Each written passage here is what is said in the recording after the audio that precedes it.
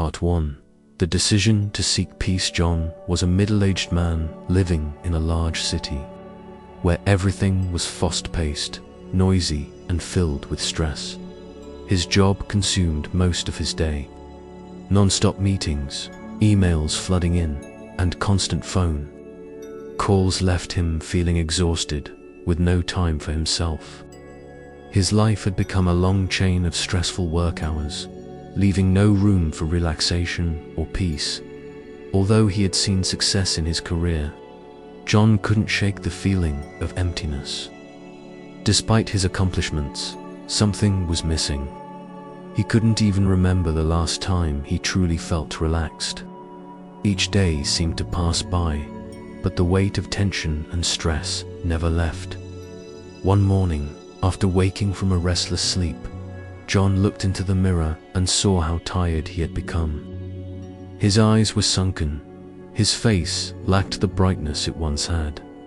That hollow, anxious feeling settled in his chest.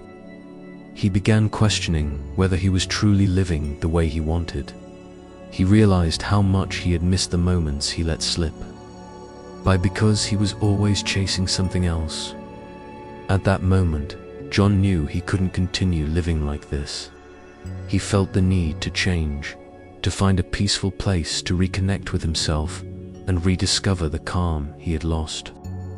With a strong sense of urgency in his heart, John decided to step away from everything, leave the city behind, and seek a quiet place to heal his soul. Not long after, he started searching for places that might help him find that peace. After considering several options, he thought about a small village hidden away in the Appalachian Mountains, a place known for its clear streams and fresh air. It was somewhere a friend had once told him about, a place where people went to find serenity. And now, John decided it was the place for him, place to find peace within himself. After a week of planning, John packed his bags and booked his ticket. On the morning of his departure, with the early sunlight streaming down through the city streets, he left the noise and chaos behind. As he drove away, he felt a wave of calm wash over him. With each passing mile, it was as if he was stepping out of one world and into another, a world that was calm, peaceful, and full of promise. When he arrived near the village, the scenery began to change. The towering buildings faded behind him, replaced by rolling green hills and dense leafy trees. The air felt cooler and fresher, and John felt a shift inside. He was stepping into a new world, a world that moved at a slower pace, a world where time didn't feel so pressing. Upon reaching the village, John could sense the tranquility in the air. The village wasn't large, but it had a simple, genuine beauty. The small houses lined the dirt roads, the breeze whispered through the leaves, and birds sang in the distance. Everything seemed to settle into a peaceful rhythm that John had never experienced in the city. He was welcomed by David, a meditation teacher who had lived in the village for many years. David had spent decades practicing meditation and studying its teachings. He was the one people came to when they sought peace, guidance, and healing for their minds. David greeted John with a warm smile and calm eyes. After exchanging pleasantries, David led John to a small meditation area by the stream. The scene was idyllic, the sound of water flowing gently, birds chirping far off, and the fresh air that seemed to make everything feel lighter. It was the perfect place to begin his journey toward peace. David invited John to sit and said, "Meditation is a path to reconnect with yourself, a way to listen to what truly matters. It's not just sitting still, doing nothing. It's about becoming aware, about letting go of unnecessary thoughts and freeing your mind." John listened attentively, feeling as though David's words were a breath of fresh air, pushing away the anxiety that had always clouded his mind. He had never thought that letting go could be this simple, but sitting by the stream, he felt a sense of calm begin to settle over him. David continued, "Your thoughts are like clouds in the sky. They come and go. The important thing is not to be swept away by them. Let them pass." John closed his eyes and took a deep breath. For the first time in a long while, he felt like he could relax. The anxiety, the pressure, the constant racing. Thoughts slowly, they began to fade. With each breath, he felt more and more at ease.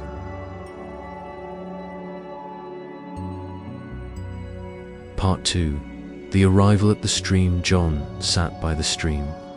The soft murmur of the water flowing over the rocks, filling the air around him. It was a sound so simple, yet so soothing, that it felt as though the very rhythm of nature was in sync with his breath. The gentle breeze stirred the leaves on the trees, and the light filtered through the branches above, casting playful shadows on the ground. Everything was calm, still, and untouched by the chaos of the outside world. He had never been in a place so peaceful before.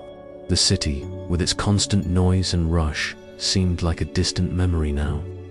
The tightness he had carried in his chest for so long was starting to loosen.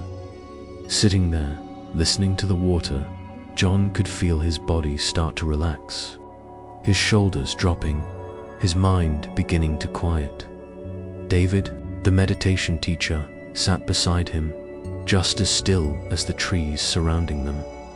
He had been silent for several minutes, allowing John to absorb the environment before speaking. "Do you feel the calm in the air?"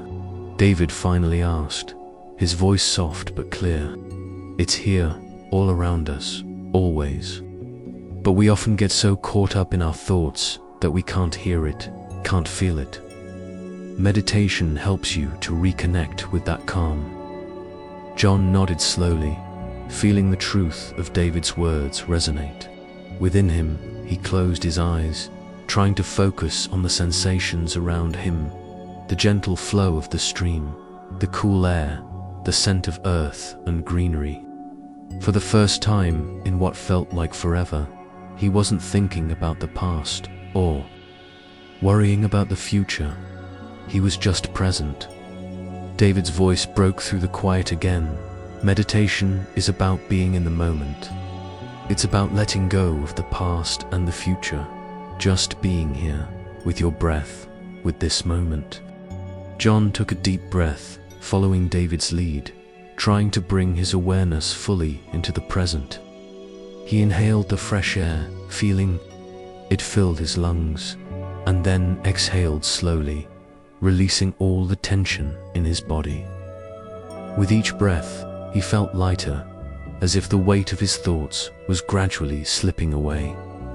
The stream continued its endless journey, as if it too was reminding him that life, like water, flows onward, no matter what. John's thoughts were still there, trying to surface, but each time they did, he gently brought himself back to the water, the trees, and his breath. The sun began to dip lower in the sky, casting a golden glow over the scene. John opened his eyes and looked at the water once more. He was amazed at how calm he felt, how clear his mind had become, even for just a few moments. The worries and anxieties that had once filled his days seemed distant now, like old echoes fading into the past. David smiled, sensing the shift in John. "You see," he said, "it's not about getting rid of your thoughts or pushing them away. It's about accepting them and letting them come and go. Just like the water flows, your thoughts will come and go. The key is to not hold onto them." John thought about this for a moment. "So, I don't have to control my thoughts. I just let them be." "That's right," David replied. "You don't have to control them. Just observe them, like watching clouds pass in the sky. You don't need to stop them, You don't need to chase after them. Just let them come and go, and return to your breath, to the present moment. John smiled softly, the words sinking in. He had always believed that in order to find peace, he had to control everything, to manage every aspect of his life. But David's approach was different. Wasn't about control, but about surrendering to the flow of life, accepting it as it was, without resistance. As the evening wore on, John and David sat in silence, just being, the quiet of the village. The rhythm of the water and the stillness in the air all seemed to wrap around him like a comforting blanket. He had spent so many years chasing after things, always looking ahead, never taking the time to simply be. The night fell gently over. The land and the stars began to twinkle in the clear sky above. John felt a deep sense of gratitude for this moment, for this place, and for the peaceful stillness he was beginning to embrace. It was a feeling he had long forgotten, and he couldn't help but feel a sense of peace settling into his heart. David broke the silence one last time before they parted for the night. "Remember, John," he said softly, "this peace is always here, waiting for you. It's inside you, in every breath. Whenever you feel lost, just return to your breath, to the present moment, and you will find your way back." John nodded, his heart feeling lighter than it had in years. He was starting to understand, starting to see that the peace he sought was not something to chase after, but something to experience in every moment, just by being present. Part 3. The first lesson of letting go as the days passed in the village. John began to settle into a routine of meditation by the stream each morning. He woke early, before the sun had fully risen, to sit in the quiet of the dawn, listening to the soft gurgle of the water and the distant songs of birds. Each day, he tried to bring himself deeper into the moment, to surrender to the peace around him.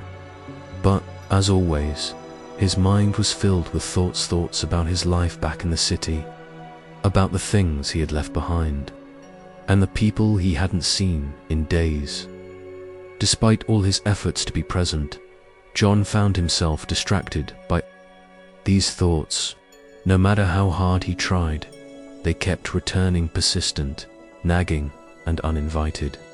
"I should be doing more," he thought. "What if I'm wasting time here? What if this is just an escape, and I'm not really changing?" The more he tried to push these thoughts away, the louder they became. John's frustration began to grow. It was as if the more he tried to find peace, the more resistance he met. He started to feel that meditation wasn't working for him the way it was supposed to. One morning, after a particularly challenging session, John went to David with a troubled expression on his face. "I don't get it," he said. "I've been trying to meditate, but my thoughts just keep coming back. It's like I can't shut them off.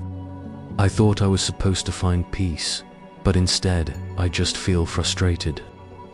David smiled gently, his eyes full of understanding. He motioned for John to sit beside him, and they both looked out at the stream. The sound of the water flowing over rocks filled the air, its rhythm steady and reassuring. "John," David said, his voice calm and measured, "the mind is like this stream. It moves constantly, always shifting and changing. Sometimes the water is clear and calm, and other times it's filled with debris and turbulence. But no matter how rough it gets, the water always flows forward." John nodded, listening intently. "But how do I stop the turbulence in my mind?" he asked. David's gaze remained on the water. "The first lesson of meditation is not to try to control your thoughts. It's to notice them, acknowledge them, and then let them go." John looked at him, confused. "Let them go? How do I do that?" David chuckled softly. Imagine you are sitting beside the stream. A leaf floats by, carried by the current. You don't chase after the leaf, trying to grab it, do you? No, you simply watch it float away. Thoughts are like those leaves. They will come, they will go. The key is not to chase them, let them float by. John sat silently, trying to absorb David's words. He had always believed that meditation was about silencing the mind, about achieving stillness. But this was different. David wasn't telling him to suppress the thoughts or make them disappear. He was teaching him to observe them without attachment, to let them pass without getting caught in them. David continued, "When you try to control your thoughts, you only give them more power. When you let go of them, they lose their grip on you. You don't have to do anything but allow them to be." John closed his eyes, focusing on his breath. The thoughts came, as they always did, thoughts about work, about his family, about the future, but this time, instead of pushing them away, he simply acknowledged them. "Ah, there's that thought again," he thought. "I don't need to follow it." For the first time, John felt a sense of peace in allowing the thoughts to exist without trying to control them. He didn't have to follow every single thought that came into his mind. He could let them pass, like leaves on the water. His mind was still active, but it was no longer overwhelming him. He could simply watch, let them flow by, and return to his breath. As the morning sun rose higher in the sky, John sat there by the stream, feeling a sense of lightness that he hadn't experienced in years. His mind was still, not because he had forced it to be, but because he had allowed it to be. The thoughts were still there, but they no longer had the power to disturb his peace. David turned to him with a knowing smile. "You've learned the first lesson. Meditation isn't about stopping the thoughts. It's about making space for them without letting them take over. It's about letting go." John took a deep breath, feeling a wave of relief wash over him. He had been so focused on trying to control everything in his life, including his thoughts, that he hadn't realized how much effort he was putting into resisting them. Now, he understood that peace didn't come from controlling the mind, came from accepting the flow of thoughts, allowing them to come and go, and letting go of the need to cling to them. He sat there for a while longer, the feeling of lightness growing. The stream continued to flow, steady and unwavering, and for the first time, John felt in harmony with it. He was no longer struggling against the current of his own thoughts. He was simply floating along with them. Part 4. Finding quiet within the days flowed by in the village, each one blending into the next with a quiet rhythm. The peacefulness that John had been searching for began to settle into his bones, like the deep-rooted calm of the trees that surrounded him. But, despite the tranquility of his surroundings, there was still an unsettled feeling within him, a sense that something was still missing. John had come to realize that while the village and the meditation practice had given him temporary relief, he had yet to truly quiet the storm inside his mind. Each morning, he sat by the stream, breathing deeply, allowing the sounds of the water and the whisper of the wind to guide him. But as soon as he closed his eyes and settled into the practice, the same rush of thoughts would come flooding back, concerns about the life he had left behind, worries about what he would do when he returned to the city, and the nagging feeling that he was running away from something. One morning, as he sat there on the edge of the stream, David noticed the tension in John's posture. The peaceful expression that had begun to settle on his face had faded, replaced by a furrowed brow. David walked over and sat beside him without saying a word, allowing John to speak when he was ready. After a long silence, John finally exhaled and spoke softly. "I've been meditating every day." trying to find this stillness, but it's like my mind is never truly quiet. No matter how much I try to focus, the thoughts always come back. David nodded thoughtfully. That's the challenge, isn't it? He said gently. We often think that stillness is about getting rid of the noise. But the true power of silence comes not from eliminating the thoughts, but from simply allowing them to be. John looked at him with curiosity. Allowing them to be. But isn't that the opposite of what I've been trying to do? I've been trying to quiet my mind. David smiled, understanding the confusion. You've been trying to control your thoughts, John. The goal of meditation isn't to control or suppress anything. It's to become aware of what is already happening and make peace with it. John thought for a moment, processing David's words. But how do I do that? How can I just let the thoughts come and go without letting them take over? David's voice was calm, yet full of wisdom. The first step is to recognize that your thoughts aren't who you are. You are not your thoughts. You are the observer, the one who is aware of them.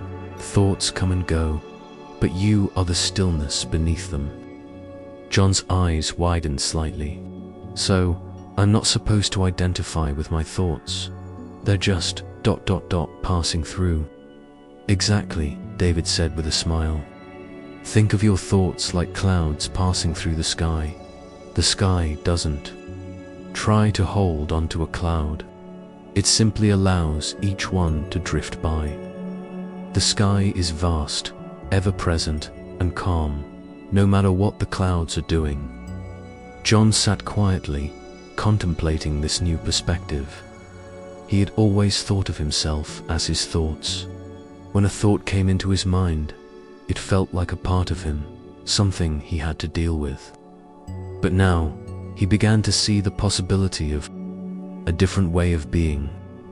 He could acknowledge the thought, let it pass, and return to the present moment.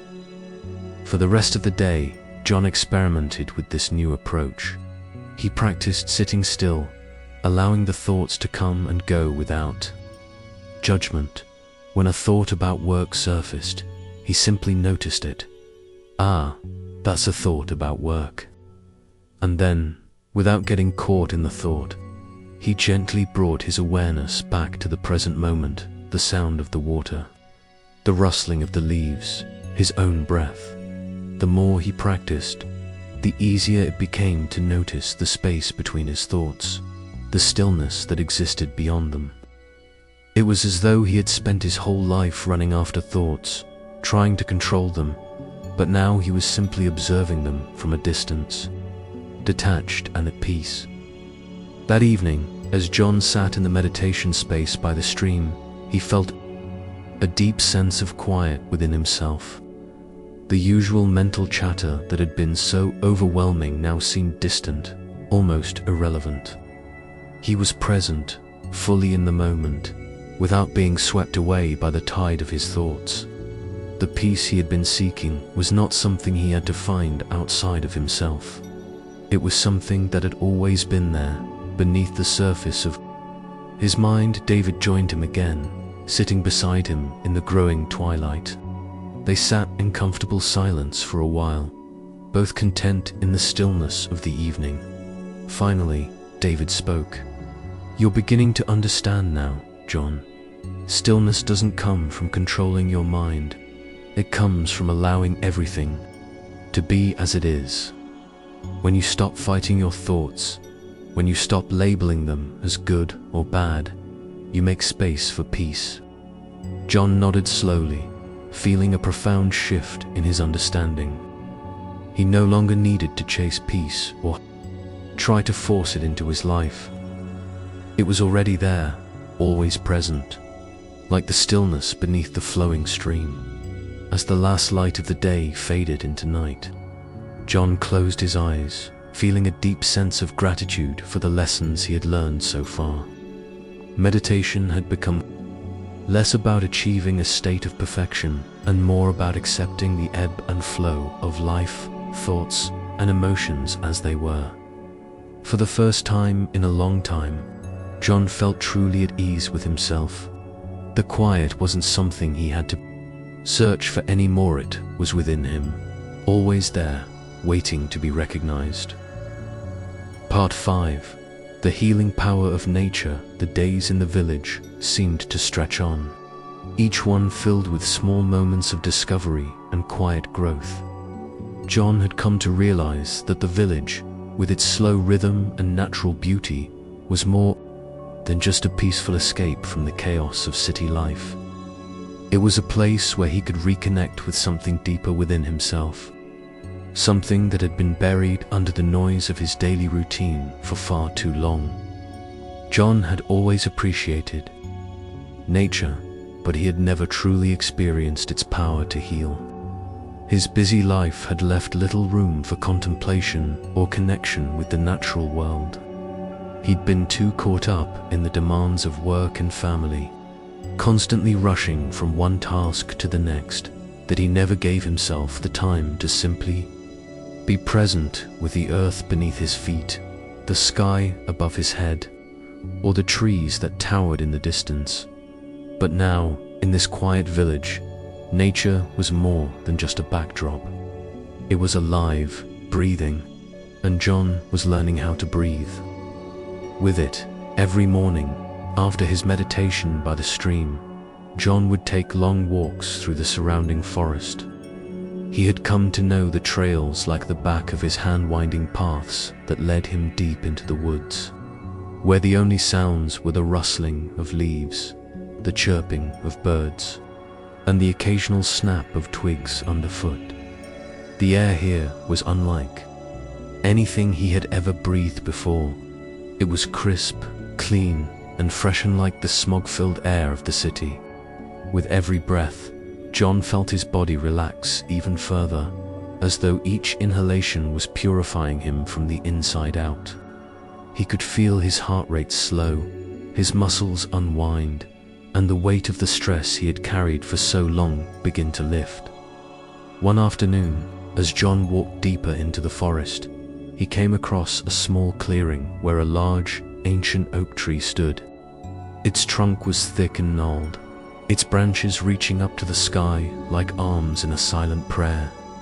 The tree seemed to hold a presence, an ancient wisdom that filled the space around it. John stood for a moment, just looking at the tree, feeling drawn to it. Without thinking, he slowly approached and sat down at the base of the tree. The earth beneath him felt solid and grounding, like it was holding him, supporting him. The oak tree stood tall, unyielding, its roots buried deep in the earth, its branches stretching into the sky. In that moment, John felt a deep sense of connection. He was part of something much bigger than himself, a cycle that had been going on long before he was born, and would continue long after he was gone. He placed his hands on the rough bark of the tree and closed his eyes. For the first time in a long while, he felt truly grounded. The energy of the tree, the earth, and the sky seemed to flow through him, settling his mind and soothing his spirit. He felt as though he were part of the natural world, no longer separate from it, no longer an outsider. In the silence of that moment, John felt a profound sense of peace that he hadn't experienced in years. It wasn't the kind of peace that came from getting everything right or forcing his thoughts to be still. It was a peace that came from simply being, from accepting himself as he was, from surrendering to the flow of life, just like the tree in front of him. As he sat there, John realized that nature had been healing him in ways he hadn't fully understood before. The quiet, the solitude, the steady rhythm of the earth, it all had a way of slowing down the noise in his mind and helping him reconnect with his true self. The forest wasn't just a place of retreat. It was a place of transformation, of renewal. David had told him before that nature had the power to heal, but now John could feel it for himself. The more time he spent in the forest, the more he felt his inner turmoil dissipating. The leaves, the trees, the streams, all of them had a wisdom to offer. They didn't try to be anything they weren't. They simply existed, fully, in each moment. And in their stillness, John was learning how to be still, to dot as the days passed. John began to incorporate more time in nature into his daily routine. He spent hours wandering the woods, observing the smallest details, the way the light filtered through the trees, the way the air felt against his skin, the subtle shift in temperature as the seasons slowly began to change. Each moment became an opportunity for mindfulness, a chance to connect with the present, to observe without judgment, to simply be. He began to notice the simple beauty in everything, the way a leaf fluttered in the wind, the sound of a bird singing in the distance, the way the sunlight dappled the forest floor. He realized that nature was constantly teaching him, if only he took the time to listen. One evening, after a particularly long walk, John returned to the meditation spot by the stream, feeling lighter than he had in a long time. He sat down on the familiar rock, closed his eyes, and listened to the gentle flow of the water. He thought back to his life in the city, to the constant rush, to the pressure he had always felt to do more, to be more. And then he thought about the forest, about the oak tree, and the quiet stillness he had found there. The contrast between the two was stark, and for the first time, John realized that he didn't need to chase peace. It was always there, waiting for him in the present moment, in the simple act of being. David's words echoed in his mind. Nature has a way of healing. John, when you stop resisting, when you allow yourself to be fully present, you'll find peace. John smiled softly to himself. He had found peace not in achieving anything, but in letting go of the need to be in control, letting go of the need to always do, to always move forward. In nature, he had found a profound stillness, a reminder that the only thing he truly needed to do was be. Part 6. The River of Emotions. The more time John spent in the village, the more he realized that his journey toward peace wasn't just about quieting his mind or disconnecting from the outside world. It was also about facing the emotions that had been buried beneath the surface for so long.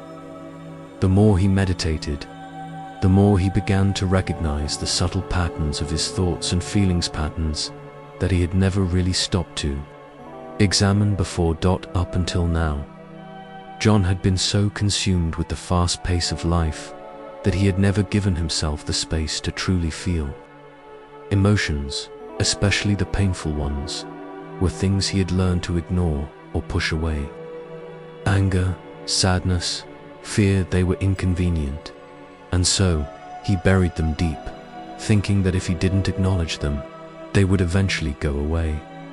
But here, in the village, where the pace of life was slower and more deliberate, John was beginning to confront these buried emotions in a way he never had before. The more still his mind became, the more these emotions bubbled to the surface, like old wounds seeking attention. One morning, after a particularly deep meditation session, John felt a wave of sadness wash over him. It was as if the walls he had built around his heart were slowly starting to crumble, and the emotions he had long avoided were now rushing in. Uninvited, he felt a lump form in his throat, a familiar heaviness in his chest, and his breath became shallow. For a moment, he was afraid. What is this? He thought. Why am I feeling this way now? John had been feeling more peaceful than he had in years, and now, suddenly, he was overwhelmed by emotions that felt foreign, intense, and raw.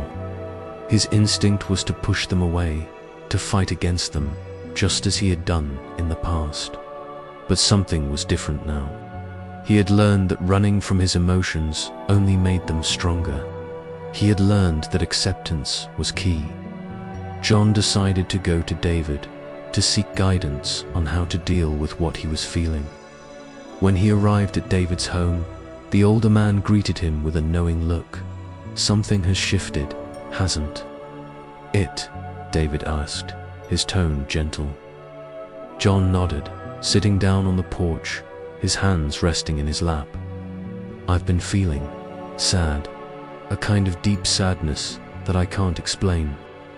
It's like everything I've been running from is finally catching up with me." David sat down beside him, looking out at the surrounding forest. "Sadness is a natural part of life, John. Just like joy, anger, and fear, emotions are like the river that runs through your life. They are always moving, always flowing. The key is not to resist them, but to allow them to flow through you without holding on to them or pushing them away." John looked at him, confused. "But how do I let sadness just flow through me? Isn't that dangerous?" David smiled, his eyes soft and full of wisdom. "It's not dangerous to feel sadness. It's dangerous to deny it. When you resist your emotions, you build walls around them, and eventually they'll overwhelm you. But when you allow them to come, to flow through you, they lose their power over you. Like water in a river, emotions come and go, and they cannot hurt you unless you hold on to them." John took a deep breath. "But how do I stop holding on to them?" "Start by accepting them," David said. "When you feel sadness, don't judge it. Don't try to make it go away. Just observe it, notice it. Let it be what it is. The moment you stop resisting, the emotion loses its grip on you." David's words resonated deeply within John. For the first time, he understood that his emotions were not his enemies. They were simply part of the human experience, part of the flow of life. They came and they went, just like the river that ran through the village. John closed his eyes, focusing on his breath. He allowed himself to feel the sadness without judgment. He didn't try to push it away or label it as something bad. He simply acknowledged it as though it were just another thought, another feeling that was passing through him. As he sat there, he felt the sadness begin to soften.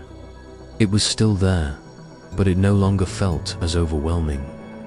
He realized that by accepting the sadness, he was giving it space to move through him, rather than trying to control it.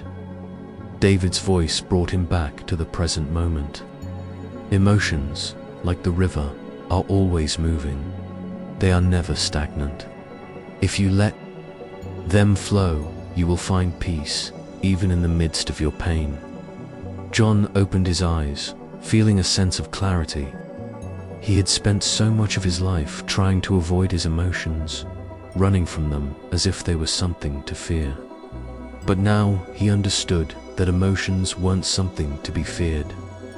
They were simply a part of life's flow, and by allowing them to flow freely, he could find peace even in the midst of them.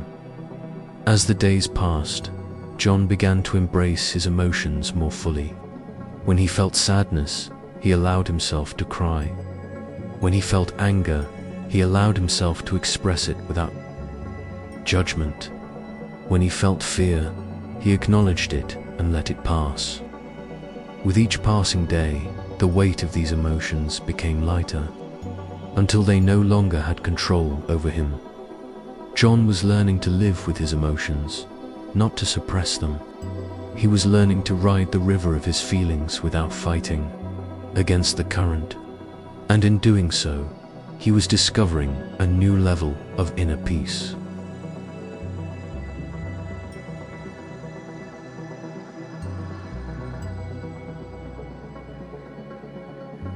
Part 7. The Art of Being Present. As the weeks passed in the village, John felt a shift within himself. He had come to realize that his quest for peace wasn't just about escaping the noise of the world.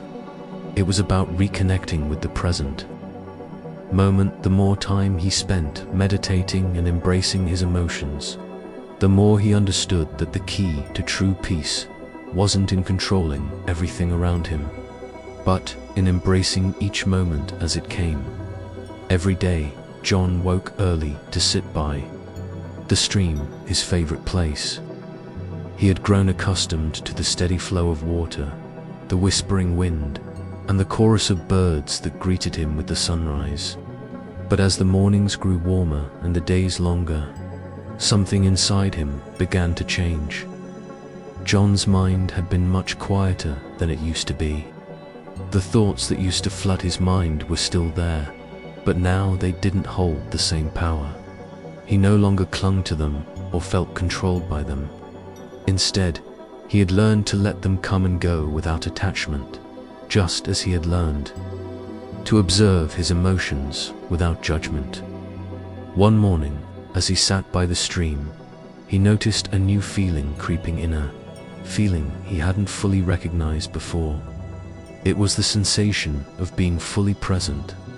He had experienced moments of peace before, but this was different. This was a deep, grounded feeling of being rather than doing. It wasn't about trying to achieve something or solve a problem. It was about simply existing in the moment. He had spent so much of his life focused on the future, on the next goal, the next achievement, the next thing to do, that he had missed the beauty of the present.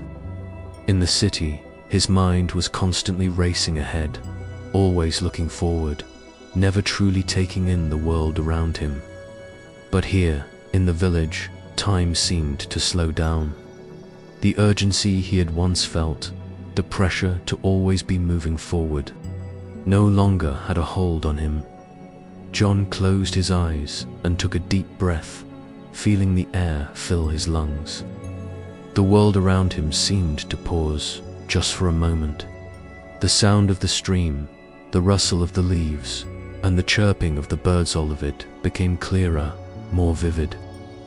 It was as if his senses had awakened, and he was fully aware of everything, yet not overwhelmed by it.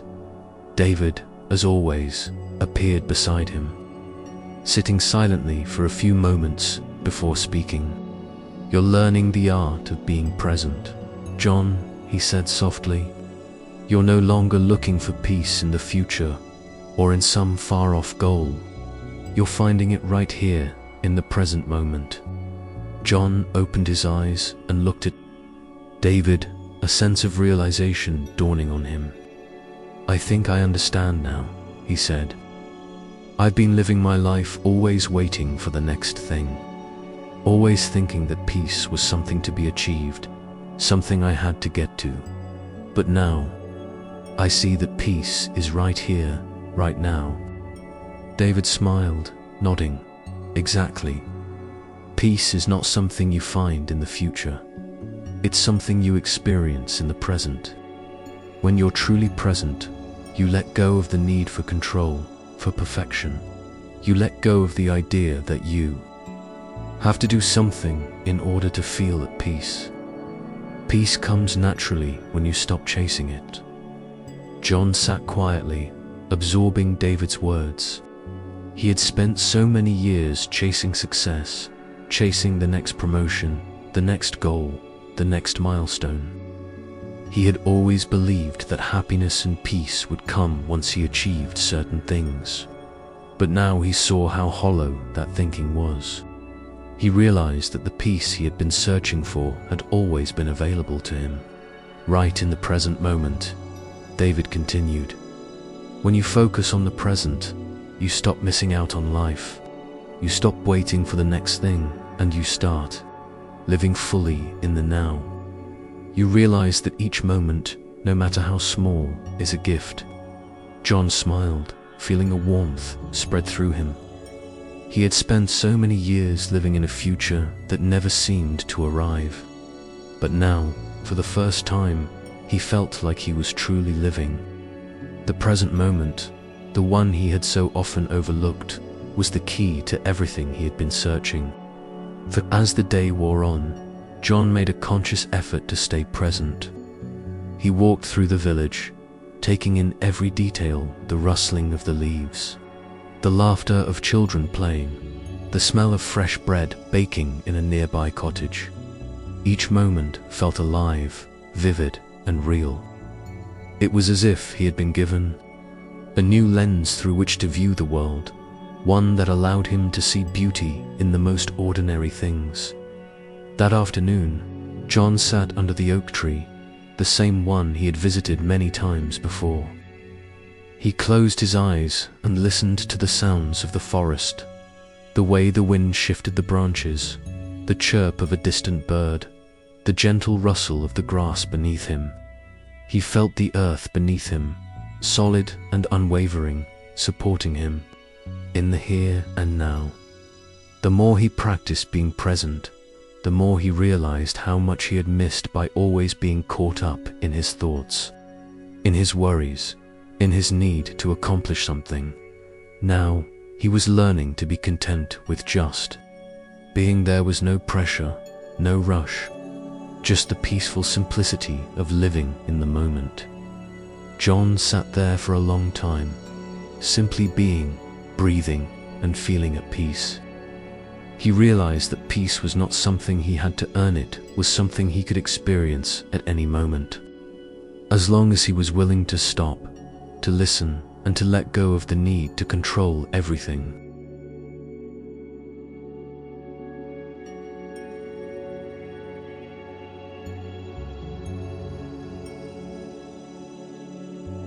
Part 8. The silence within the days continued to pass in the village, and with each one, John felt himself slipping further away from the noise and chaos of his old life. The city, with its constant demands and distractions, seemed like a distant memory now, a place he had left behind in pursuit of something more real, more meaningful. The village, with its gentle rhythm, was becoming his new reality, a space where time moved slower, and every moment felt like an opportunity to reconnect with himself. One of the most surprising things John had discovered during his time in the village was the power of silence. At first, he had felt uneasy in the quiet. Coming from a world where noise and activity were constant, the stillness around him had been overwhelming. He had initially filled the silence with his own thoughts, his anxieties, and his constant stream of mental chatter. But now, something was changing. The silence no longer felt uncomfortable. Instead, it felt like a refuge. Each day, as he sat by the stream or walked through the woods, John found himself more attuned to the quiet around him. He no longer saw silence as an absence of sound, but as a presence in itself, something that filled the space between his thoughts and allowed him to experience the world in a new way. One morning, after finishing his meditation, John sat in the same spot by the stream as he had many times before. The soft gurgle of the water was familiar to him now, the rustling of the leaves in the wind a gentle, constant presence. But today, he noticed something different. It wasn't just the sounds of nature he was hearing, it was the silence between them, the stillness that held everything together. For a moment, John felt as though the silence wasn't something outside of him, but something deep within himself. It was as if, in the quiet of the world, he had found a reflection of his own inner calm. David, who had been walking by, noticed John sitting there with his eyes closed, a peaceful expression on his face. He walked over and sat down beside him, his presence calm and steady. "You've found it, haven't you?" David asked, his voice barely above a whisper. John opened his eyes and nodded slowly. "I think I have," he said. "The silence, it's not just around me. It's inside me, too." David smiled, his eyes filled with knowing. Yes, the external silence mirrors the silence within. And when you become comfortable with the silence outside, you can begin to hear the silence within. It's always there, waiting for you to listen. John looked at the stream, watching the water flow effortlessly over the rocks. "I used to think silence meant emptiness," he said, reflecting on how he had always feared being alone with his thoughts, as if the silence would reveal something painful or uncomfortable. "But now I realize that silence is full. It's peaceful. It's like everything I've been searching for is already here." David nodded. "Exactly. Silence is not emptiness. It is the space where everything is possible. When you quiet the mind, you create the space to hear your true self, to listen to your inner wisdom. Silence isn't something to be feared. It's a gift, a tool for deepening your connection with yourself and the world around you." John sat quietly for a long moment, absorbing David's words. The more he thought about it, the more he realized how much of his life had been spent avoiding silence. In the city, there was always noise, television, music, conversations, traffic, always something to distract him. And when there was no noise, his thoughts would flood in, filling the silence with worry and fear. But now, here in the village, John was beginning to understand that silence wasn't something to escape from, it was something to embrace. It wasn't the absence of sound, but the presence of peace. As the days went on, John became more comfortable with the silence. He began to spend more time sitting in stillness, simply being with himself. When he walked through the woods, he did so in complete silence, allowing the natural sounds of the forest to wash over him without distraction. He felt as though he were finally able to hear everything more clearly: the whisper of the wind, the rustle of the leaves, the subtle sound of his own breath. All of it became a symphony, a harmony of the present moment. And he no longer felt the need to fill the space with words or noise. He also began to notice the subtle shifts within himself, the moments of inner peace that he had once sought so desperately were now happening naturally. He no longer had to try so hard to quiet his mind or find a sense of calm. It was as if the silence had already done the work for him. By simply sitting with himself, by allowing the world to be as it was, he could tap into the deep well of peace that resided within him. One afternoon, as John sat beneath the oak tree, he reflected on how far he had come.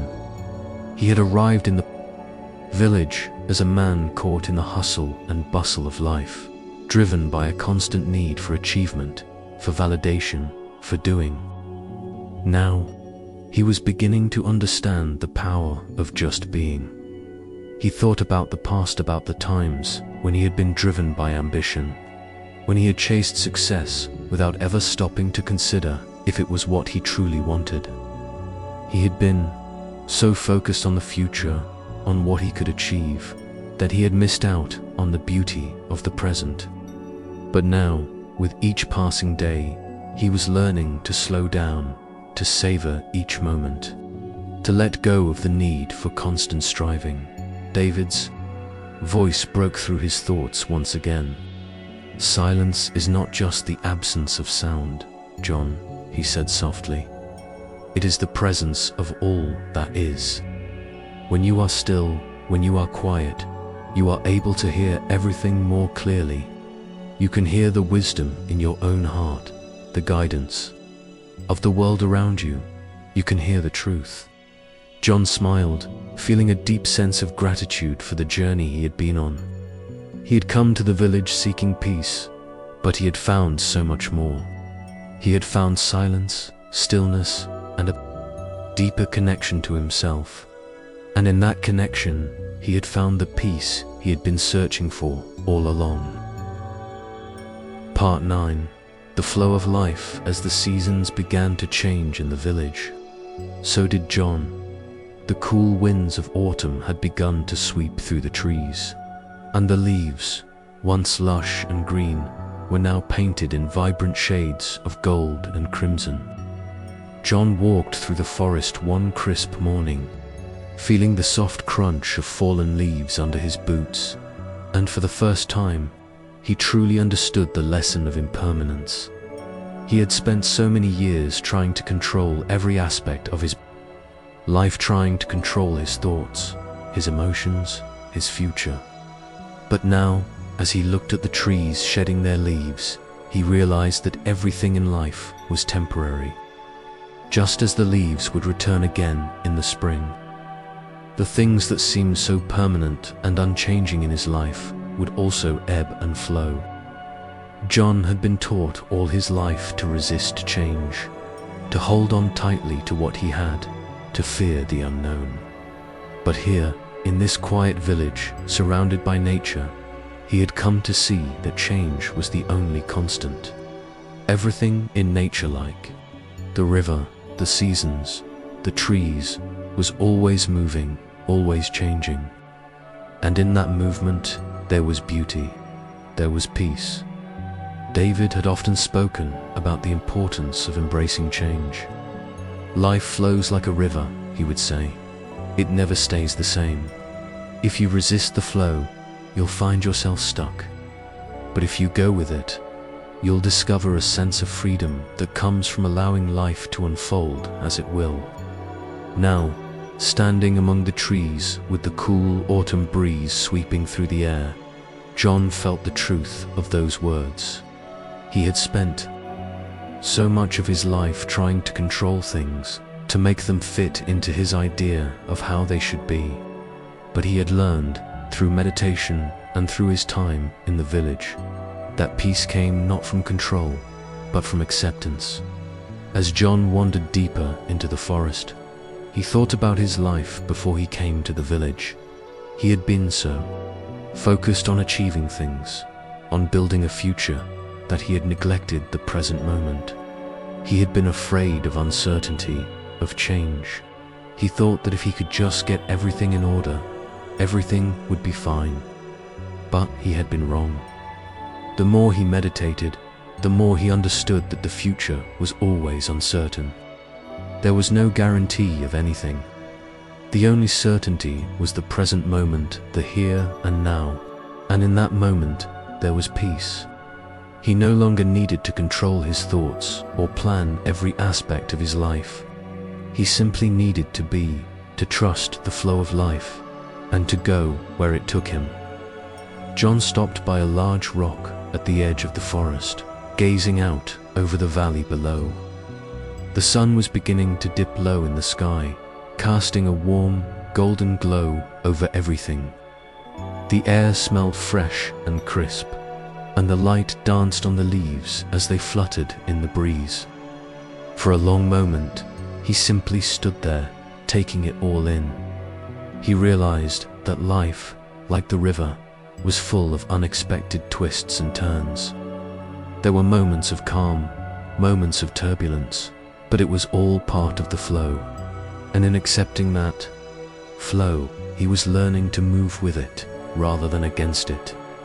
David appeared beside him, walking slowly, as if sensing John's quiet contemplation. "You're learning, John," he said softly. "You're beginning to understand the flow of life." John nodded, a smile forming on his lips. "I think I am," he said. "I spent so many years trying to control everything, but now I see that trying to control life only leads to frustration.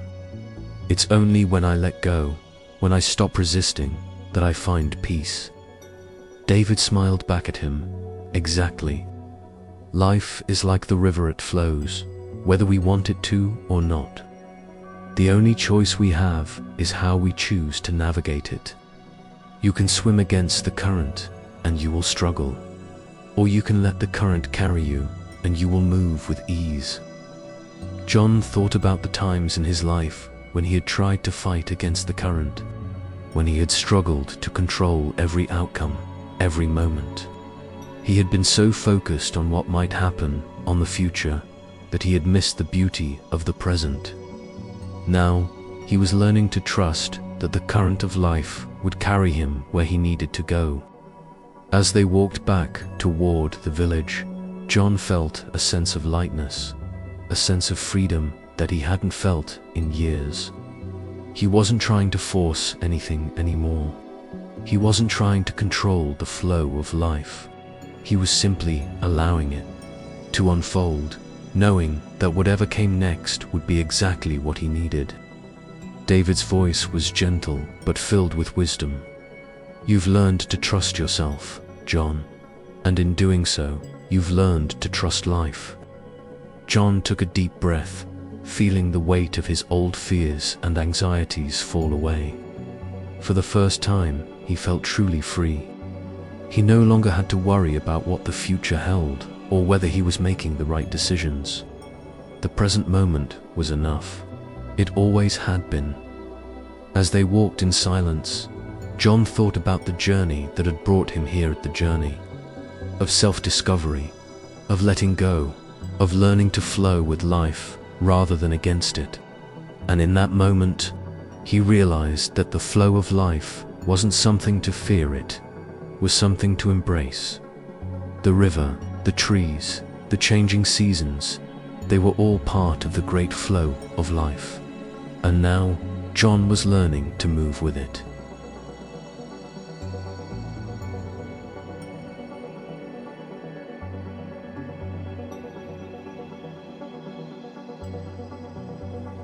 Part 10. The peace of acceptance. As John continued to walk through the forest with David, the quiet wisdom of their conversation lingered in his mind. The sun was setting now, casting long shadows on the ground, and the air had a cool crispness that marked the approaching shift in seasons. John had grown used to the changes, the rhythm of nature's cycle, and, for the first time in his life, he was no longer resisting them. They walked side by side, silently absorbing the beauty of the evening. The simple act of walking, of breathing, felt peaceful in its own right. John had begun to realize that peace wasn't something he needed to chase. It was something he could embody simply by being present. David broke the silence after a while, his voice soft but clear. You've come a long way, John. But there's still one last lesson for you to learn: the power of acceptance. John looked at him curiously. Acceptance, he asked. I thought I had learned to accept things already, especially the flow of life. David smiled gently, his eyes wise and knowing. Yes, you've learned to flow with life, but acceptance goes deeper than that. Acceptance isn't just about going with the flow. It's about embracing everything that comes your way without resistance. It's about accepting things as they are, without judgment or expectation. John paused, thinking about the last few weeks, the journey he had been on.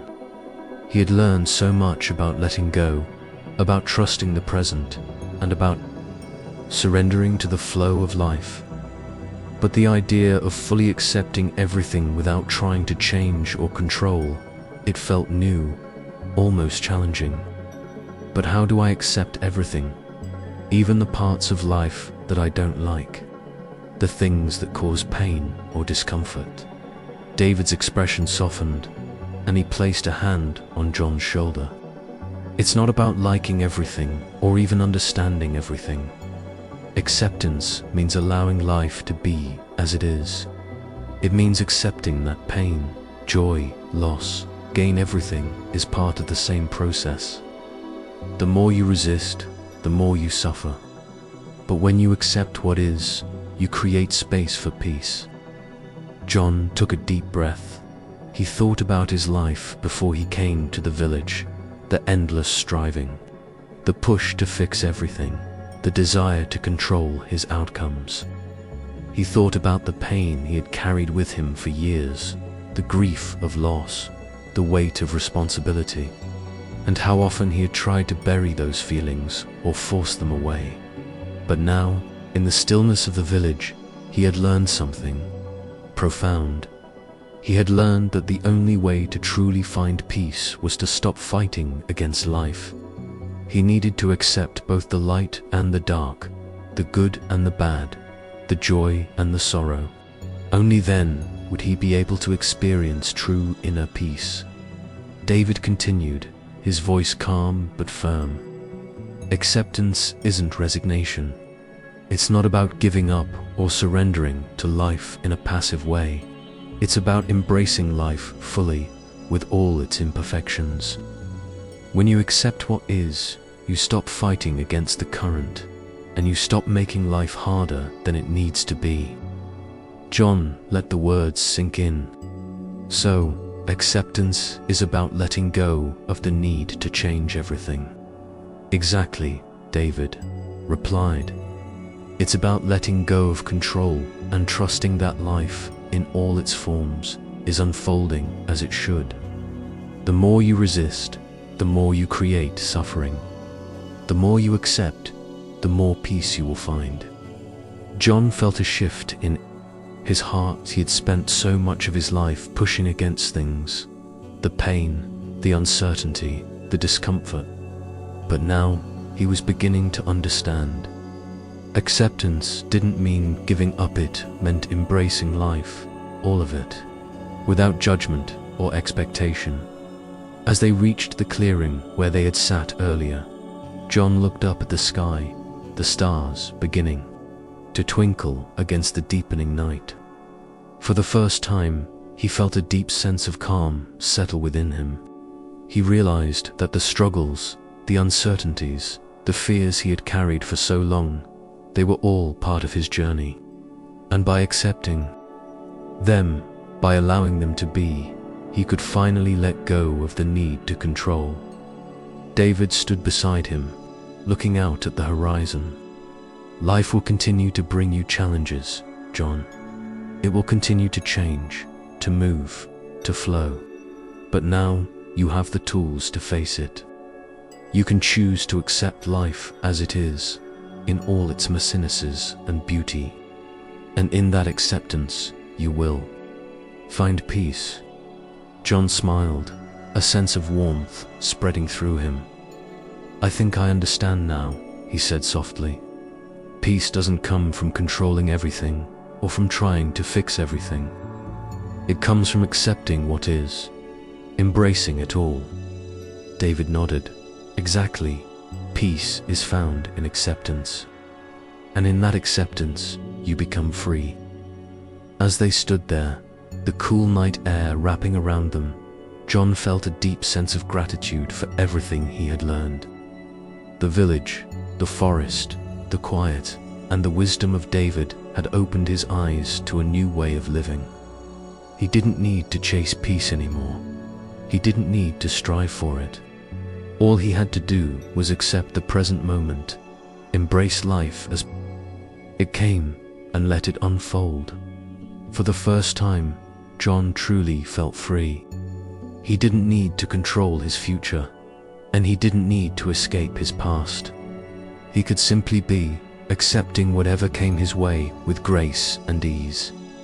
In that acceptance, he found the peace he had been searching for all along. Part 11. The path to inner wisdom. The days in the village were now unfolding in a quiet, harmonious rhythm. John had settled into the slow pace of life, no longer rushing toward any destination. He had learned that the journey itself was the destination. Each day, each moment was enough. And as time passed, he found himself becoming more attuned to his inner self, his thoughts, his emotions, and his deeper, intuitive wisdom. It wasn't something he had to force. It wasn't something he had to strive for. It was just there, waiting for him to notice. The wisdom, the peace, the clarity, it was always within him, just beneath the surface, ready to rise up when he stopped pushing it away. One morning, as he sat by the stream, reflecting on the journey that had brought him here, John realized that his thoughts had become quieter. The constant churning of worries, doubts, and to-do lists that used to dominate his mind had faded into the background. In their place, there was a growing sense of stillness, like a deep, calm lake that that had settled after a storm. He felt more connected to himself than ever before, as though the layers of distractions and concerns had been peeled away, revealing something deeper, something truer. There was no longer the need to prove himself, no longer the need to chase after something outside of him. The wisdom he had been seeking wasn't something that could be found in a book or a teacher. It was something he carried within himself all along. David joined him by the stream, sitting down beside him with a quiet smile. The two of them sat in comfortable silence for a few moments, listening to the sounds of the flowing water and the birds in the trees. After a while, David spoke. "You're beginning to listen to your own inner voice, John," he said gently. "That's where your wisdom lies, in your own heart, in your own being. All the answers you've been searching for are already there. You just have to be still enough to hear them." John turned to David, his eyes wide with realization. "I've spent so many years looking outside myself for answers. I thought peace, happiness, and wisdom were things I had to find somewhere else. But now I see that everything I've been searching for was always within me." David nodded, his eyes filled with understanding. "Exactly. The outside world can offer you many things, but the true source of peace and wisdom comes from within. It's always been there, beneath the surface. The more you quiet your mind, the more you open your heart, the more you can hear the wisdom that's already inside of you." John felt a deep sense of gratitude in that moment. He had spent so much of his life caught up in the noise of the world, believing that the key to peace was somewhere out there, outside of him. But now, after everything he had experienced in the village, he understood that peace was not something to be found, was something to be recognized, something to be embraced within. For the first time in years, John felt completely at ease with himself. He wasn't chasing anything. He wasn't trying to be someone else. He wasn't looking for approval or success. He was simply being fully present in each moment. And in that being, he had found something deeper, an inner clarity that guided him with gentle, quiet strength. That afternoon, as the sun began to dip below the horizon, John took a walk through the village. The cool air was filled with the scent of pine, and the sky was painted with hues of pink and orange. He noticed the little details, the way the light played on the leaves, the sound of the breeze, the way the earth felt under his feet. Everything seemed to be vibrating with life, and he was fully present to it all. As he walked, he reflected on the lessons he had learned. He realized that his path had never been about escaping life or finding a perfect state of being. It had been about reconnecting with himself, with his true nature. It had been about learning to listen to his own heart, to trust the wisdom that had always been there, waiting for him to hear it. David's voice echoed in his mind. "The answers are already inside you, John. You just have to be still enough to listen." For the first time, John felt that he had truly listened to the stillness within, to the quiet wisdom that was always there, waiting for him to notice. And in that stillness, he found peace. As the evening sky grew darker and the stars began to twinkle above, John stopped for a moment, standing still in the middle of the path. He closed his eyes and took a deep breath, feeling the cool air fill his lungs. He felt alive, fully alive, in a way that he hadn't felt in years. The peace he had been seeking was already here within him, and he didn't need to search for it anymore. For a long while, John stood there, grounded and peaceful, allowing the beauty of the present moment to wash over him. He no longer felt the need to rush, to chase, or to achieve. He was content, he was at peace. And in that peace, he knew that everything he needed, Everything he was searching for was already within him. Part 12. The joy of simplicity. As the seasons in the village shifted once again, so did John. He had spent many months in the quiet, reflecting on his life, on his journey, and on the lessons he had learned. With each passing day, his connection to his inner wisdom deepened, and the peace he had sought for so long now felt like a natural part of him. But something had begun to stir within John. He had spent so much time learning, healing, and embracing the present moment. He had found peace within himself, yes, but now he felt a pull, a desire to share what he had learned with others. He had spent years searching for something outside of himself, and now he realized that his journey wasn't just about him. It was about spreading the peace, wisdom, and simplicity he had found with the world around him. One morning, after a quiet meditation by the stream, John walked into the village.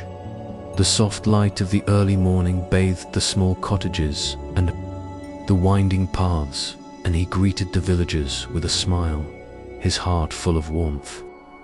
He had become more attuned to the people here, to their way of life, the simplicity, the quiet joy, and the deep connection they shared with nature.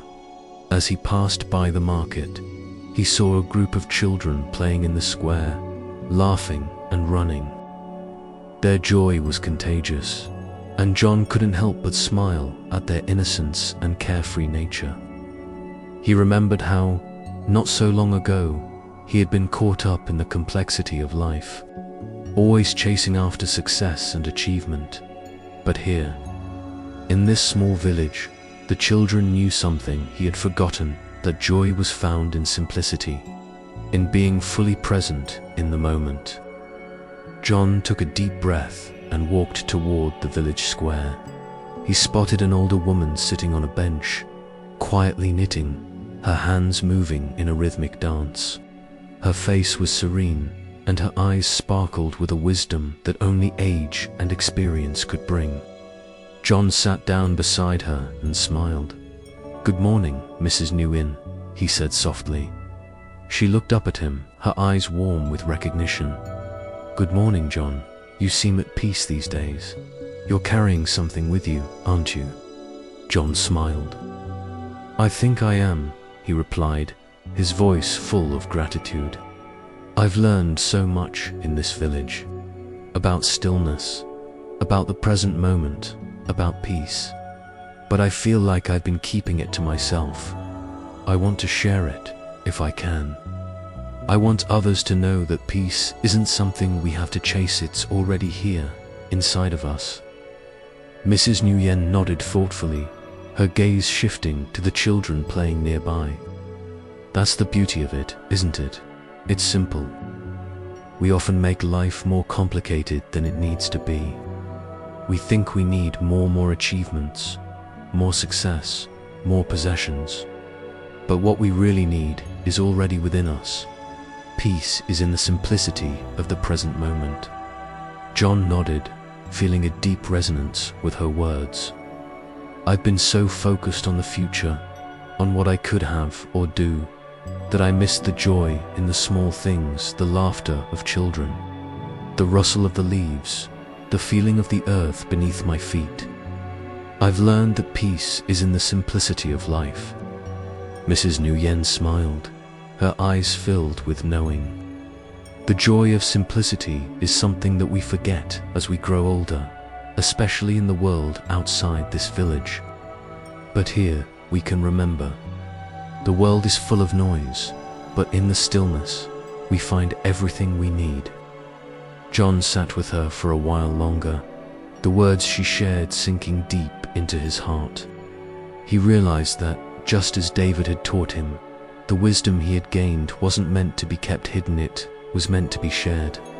It was meant to spread out like the ripples of water, reaching others who needed to hear it.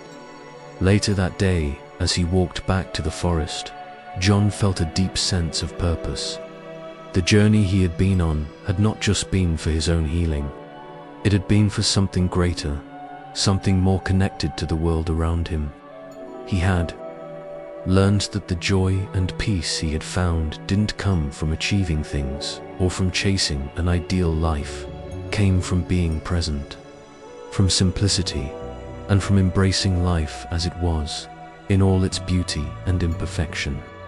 He knew now that he didn't need to live a complex life in order to find happiness. The simplicity of each moment was enough. The smile of a stranger, the sound of a bird, the warmth of the sun on his skin, these were the things that brought him true joy. And it was in these small, quiet moments that life's most profound lessons were revealed. As he reached the clearing by the oak tree, John felt a surge of gratitude for everything he had learned. He had come to the village seeking peace, and he had found it. But more than that, he had found a deeper connection to the world, a sense of interconnectedness with all things. He was no longer chasing peace, he was living it, in every moment, in every breath, and in that peace, he had discovered something even greater joy.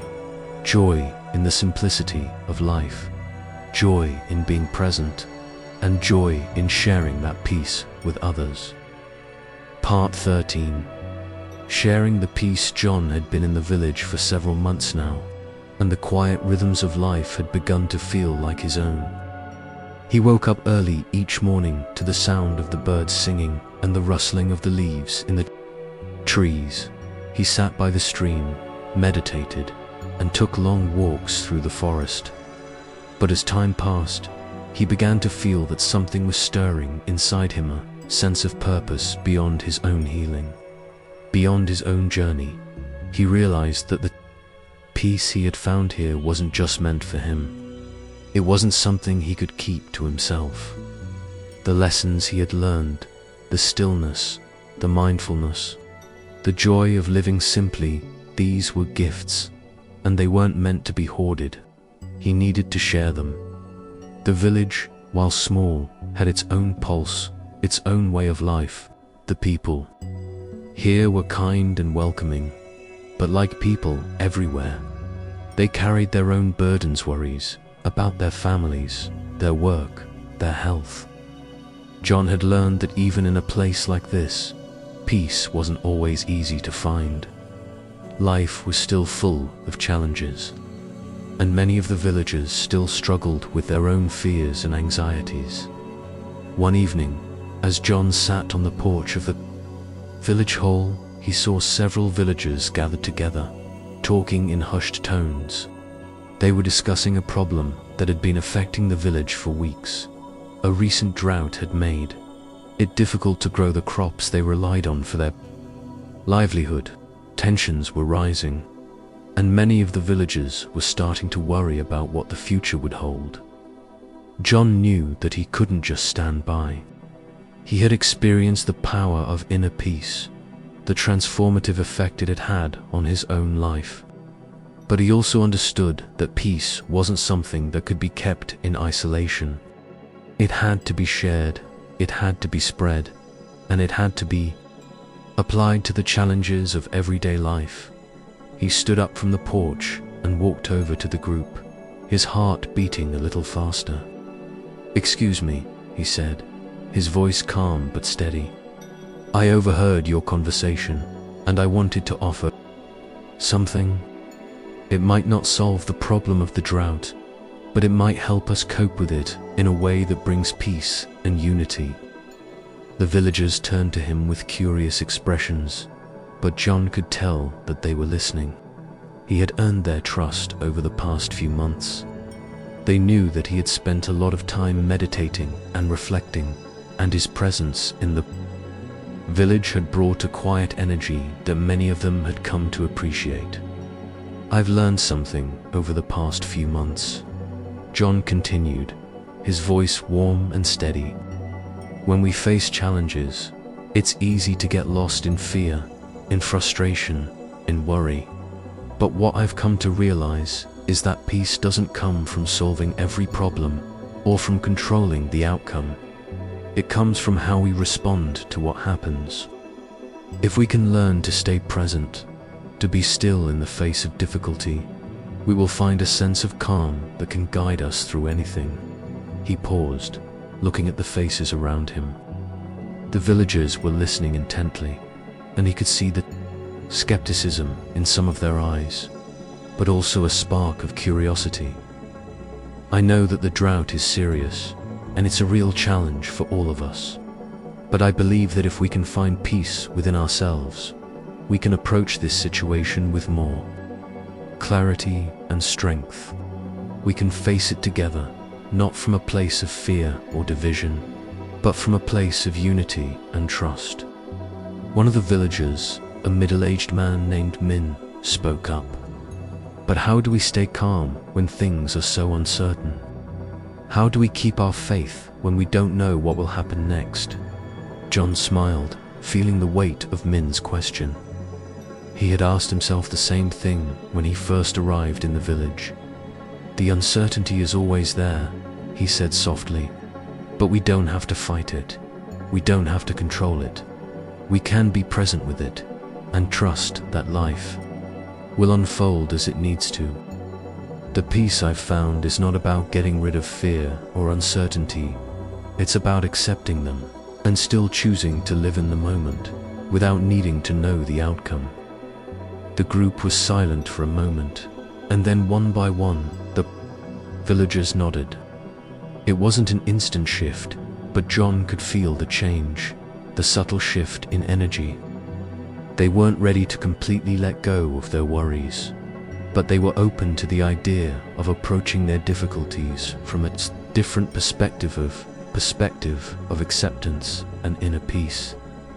From that day forward, John began to meet with the villagers regularly, offering simple mindfulness practices, guided meditations, and talks about how to find peace in the midst of challenges. He didn't try to force his lessons onto anyone, but slowly, over time, he began to see a shift in the community. People started to approach their problems with a greater sense of calm. They became more compassionate toward each other, less quick to anger, and more willing to work together toward solutions. The village began to feel like a place where peace wasn't just a personal pursuit, but a shared experience. John saw that when individuals took the time to cultivate peace within themselves, that peace rippled outward, touching everyone around them. It wasn't about solving every problem or getting everything right. It was about being present, embracing the challenges with a clear mind, and acting from a place of compassion and understanding. One evening, as John sat by the fire with David, watching the stars slowly appear in the night sky, he felt a deep sense of fulfillment. The village had changed, and so had he. He had come to the village seeking peace, but now he realized that true peace wasn't about keeping it for himself. It was about sharing it, passing it on, and creating a ripple effect that could touch the lives of everyone around him. David looked at him and smiled. "You've learned well, John. You've learned that peace doesn't end with you. It begins with you, but it grows through others." John smiled back, a sense of gratitude swelling in his heart. "I understand now. Peace isn't just something we find for ourselves. It's something we share, something we build together, and the more we share it, the more it grows." As the fire crackled and the stars twinkled overhead, John knew that his journey was far from over. There would be challenges ahead, but he now understood that peace wasn't about avoiding difficulty. It was about embracing life fully, with all its joys and sorrows, and responding from a place of stillness and love. Part 14. The ripple effect. As the weeks passed, the village seemed to glow with a quiet, collective energy. The people, who had once been burdened by worry and stress, now moved through their days with a gentle calm. John had shared his journey with them, his lessons on mindfulness, peace, and acceptance on The results were subtle but profound. The villagers were not all meditating by the stream or attending his small gatherings, but they were adopting the principles he had introduced. They no longer rushed through their daily tasks with the same sense of urgency and anxiety. They were learning to listen to themselves, to each other, and to the rhythms of the world around them. It wasn't a perfect change, and there were still challenges and moments of struggle, but there was a noticeable shift. The village, once tense and divided by the stresses of daily life, was now beginning to feel more like a community, a place where people were truly present for one another. John continued his walks through the forest, his daily meditation by the stream, and his quiet reflection. But he had begun to see his role in the village in a new light. He wasn't here just to find peace for himself. He was here to help others find that peace as well. He had become a quiet anchor for the community, someone people turned to for guidance when they needed it, but also someone who reminded them that peace could be found in every breath, in every moment. One afternoon, as he sat in the village square, a young woman named Mai approached him. She was one of the village's teachers, and she had been attending the weekly mindfulness sessions John had begun offering. "John," she said, sitting down beside him, "I've been meaning to thank you. Your lessons have been so helpful. I've started using the mindfulness techniques with my students, and I've noticed such a difference in their behavior. They're more patient, more kind to one another, they're calmer." John smiled, feeling a quiet satisfaction in her words. "I'm glad to hear that, Mai. It's not just about individual peace, but collective peace. When we're calm inside, it has a ripple effect on those around us." Mai nodded, her eyes bright with enthusiasm. "I've also started sharing some of these practices with the parents. They're a little skeptical at first, but they're open to it. It's making such a difference in how they approach their children. I think, in time, this way of being will spread to the whole village." John felt a sense of pride, but more than that, he felt a sense of connection. He had started this journey alone, seeking peace for himself, but now, through his willingness to share his experiences, he was part of something much larger community, learning to live with more kindness, more patience, more love. Later that week, a small gathering was held in the village hall. It was a potluck dinner, but also a celebration of the changes the community had gone through. The table was filled with simple, nourishing food, freshly baked bread, vegetable stews, rice, and fruit. The atmosphere was light, full of laughter and conversation. It was a sharp contrast to the tense gatherings of the past, where people often sat in silence or exchanged only pleasantries. As John looked around the room, he realized that the true transformation had come not just from the mindfulness sessions or the practices he had shared, but from the willingness of the people to be open, to be vulnerable, and to allow peace to take root in their hearts. They had become more present with each other, more connected, and more willing to listen. David, who had been quietly observing the scene from across the room, walked over to John with a knowing smile. "It's happening, isn't it?" he asked, his voice low but filled with meaning. John nodded, his heart full. "It is. I didn't know it would spread like this. I thought I was here to find peace for myself, but now I see that peace grows when we share it. It's like ripples in water, one small action, one moment of stillness, and it spreads to those around us." David chuckled softly, his eyes twinkling with pride. "You've learned the most important lesson, John. Peace doesn't just exist in the quiet of solitude. It exists in the connections we make, the kindness we offer, the understanding we extend. It's the quiet work of the heart." John looked around the room again, He saw my chatting with a mother, both of them laughing. He saw the older men sitting in the corner, speaking quietly but with calm smiles. The children played nearby, their voices full of life and joy. It wasn't perfect. There were still challenges, still moments of difficulty, but there was a sense of unity, of shared purpose. John had found peace, yes, but it was no longer a solitary pursuit. It was something to be nurtured, shared, and cultivated together.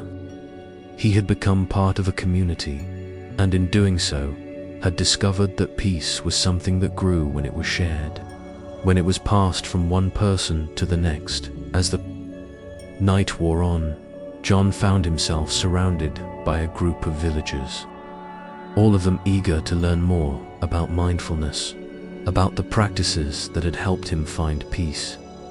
He spoke with them, offering simple guidance, answering questions, and encouraging them to continue their own journeys toward inner peace. But as he spoke, he realized that the true beauty of what was happening was not in the words he shared, but in the energy of the room. It was the way the villagers were listening to each other, the way they were offering support, and the way they were beginning to trust each other more deeply. They had created a space where peace was no longer an individual pursuit, but a shared experience. As the evening came to a close, John felt a deep sense of fulfillment. He had come to this village seeking peace, but he had found so much more. He had found connection. He had found a community that was willing to embrace the present moment and live with more compassion and understanding. For the first time in his life, John understood that true peace was not something you found, but something you shared, and in sharing it, it grew not just within you, but in the hearts of everyone around you. Part 15. The quiet understanding. As the weeks passed, John's presence in the village continued to resonate with the community, like ripples in a calm pond.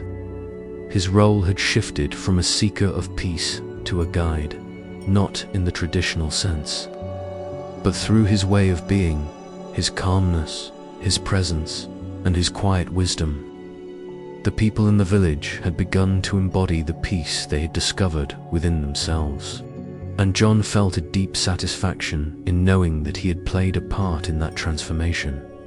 But as the seasons shifted once again, John felt a subtle shift within himself to the familiar pull of the world outside the village. The world of the city began to stir inside him. At first, he didn't pay it much mind, thinking it was just the natural cycle of thoughts and distractions. But as time went on, the feeling became stronger. He had been in the village for more than a year now, and as much as he had found peace and purpose here, he couldn't help but wonder if his journey had led him to a new chapter. One evening, as the golden light of sunset bathed the village in warmth, John sat by the stream, the same place where his journey had truly begun. The soft, rhythmic sound of the water reminded him of everything he had learned. The stillness, the flow, the acceptance of life as it unfolded. David walked over to him and sat down beside him, his familiar presence offering a sense of calm. John had grown to see David not only as a teacher, but as a friend, someone who had always been there, offering guidance without imposing, always letting John find his own answers. "You seem deep in thought, John," David said, his voice steady. But gentle. John turned to him and smiled, though there was a hint of sadness in his eyes. "I've been thinking a lot about my journey," he said softly, "about what I've learned here and how much I've changed. I came to this village searching for peace, and I found it. I've shared it with the people here, and I've seen how it's transformed this community." David nodded, a knowing smile on his face. "And you've done so much more than you realize. You've planted seeds of peace that will continue to grow, long after you leave."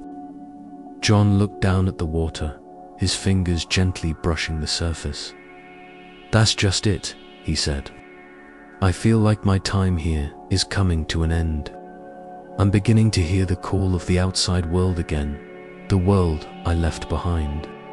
I'm not sure what's next for me, but I know that my journey here is leading me towards something new." David remained silent for a few moments, watching the sun dip lower in the sky. The quiet settled between them like a comfortable blanket, neither of them needing to fill the space with words. Then David spoke, his voice calm and thoughtful. "Peace doesn't belong to any one place. John, it doesn't belong to the village, or to the city, or to any specific moment. Peace is something you carry with you wherever you go. You've learned to find it within yourself, and that is something you can take with you, no matter where life leads." John closed his eyes, taking in David's words. They were true. He had spent so much time seeking peace, thinking it was something to be found in a place, in a moment, or in a situation. But now he understood that peace wasn't external. It wasn't something to be searched for. It was something that lived within him. It had always been there. "You've learned the most important lesson," David continued. "It's not about finding the right place or the right circumstances. It's about living with peace, no matter where you are. And that's what you've done here. You've shared it, and it's spread to those around you. Now, it's time for you to share it with the world." John felt a deep wave of understanding wash over him. He had found what he was searching for, true inner peace, and now it was time for him to move forward, carrying that peace with him into the next chapter of his life. The weight of the decision didn't feel heavy, nor did it feel rushed. It felt like a natural progression, a step forward. The peace John had discovered wasn't tied to the village, to his meditation practice, or to the people around him. It was within him, always present, always accessible. And as much as he had loved his time in the village, he knew it was time to step out into the world again, to take what he had learned and share it in new ways. Part 16. The peace within the following days were filled with goodbyes and quiet reflections. John visited each of the villagers who had become his friends, those who had shared their lives, their challenges, and their journeys with him. They had learned from one another, and John felt a deep sense of gratitude for the love and support they had given him. As he prepared to leave the village, John looked back one last time at the familiar sights, the stream that had taught him to be still, the oak tree that had grounded him, and the peaceful faces of the villagers who had welcomed him with open arms. The village had been his refuge, his sanctuary, and his teacher. But now it was time to continue on his journey, carrying the lessons of peace and presence with him. On the morning of his departure, David met him by the stream. The two of them stood in silence for a while, taking in the beauty of the moment. The birds were singing, the water flowed gently, and the sun was rising, casting a soft glow over everything. "You've come full circle, John," David said quietly. "You came here seeking peace, and now you are leaving with peace.